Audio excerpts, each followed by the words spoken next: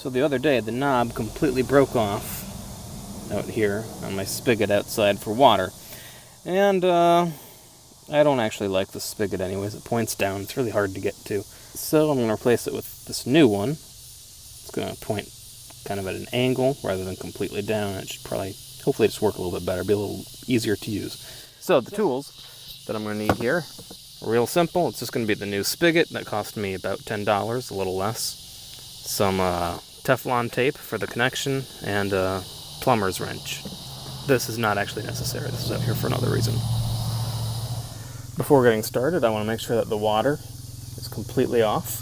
Since I have a well, this is very easy for me to know where that is. If you have city water, you're on your own. I have no idea how you deal with city water. Wow, this valve requires a lot more than it should. Okay, there we go. It's off. Back here at the house, you're going to then use your wrench to take off the spigot. You can see it's dripping because I thought I'd be smart and loosened it ahead of time before I started recording. So I spun it around once. I can probably get it by hand, yeah. So it's going to spit some water out at me. It shouldn't be too much. Woo! Definitely pressurized though. Look at that. So we're going to want to make sure the whole thing drains. Look, it is brass.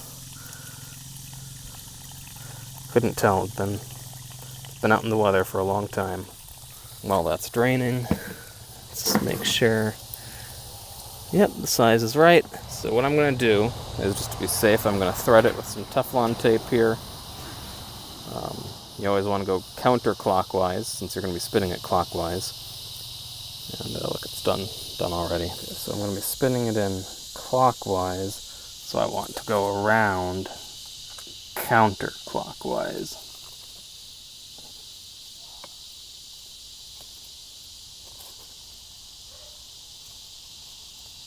Alright, that should be sufficient.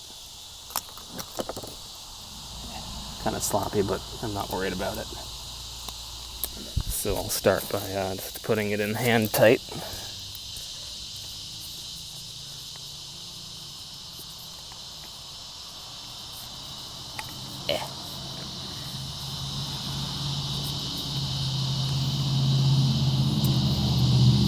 There we go. Ah! Holy crap, look at that. Sliced my finger on it. I should probably use the wrench.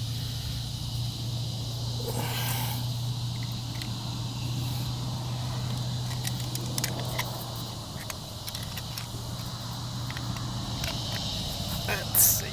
Oh! That should probably be good enough to prevent any leaking. Let's turn the water back on now. Before I do, yeah, look at that, I'm bleeding. Need to get the water on now. Okay, same idea here. Let's turn the water back on. There you go. I don't know if you can hear that. The water started moving through the line again. Alright. That should be fully open there. It's fully open. And back at the house. It's not leaking, so that's a good sign. Woo! And it works. Excellent. Let's do that again. Alright.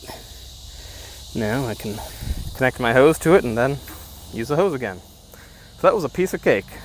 One thing I want to point out with the measurements is you'll see this is a 3/4 inch connector. When I measure it, it looks more like an inch. The numbers might not completely line up with what you're expecting to see. So I was actually going to do this a couple weeks ago, but because I couldn't find something that was an inch, I waited on it. In my particular case, I needed a male threaded end, so you want to check what you have to make sure you're getting the right pieces.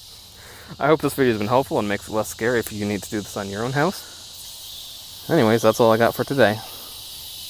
If you want something done right, might as well do it yourself. If you want to see more videos like this, go ahead and hit the subscribe button.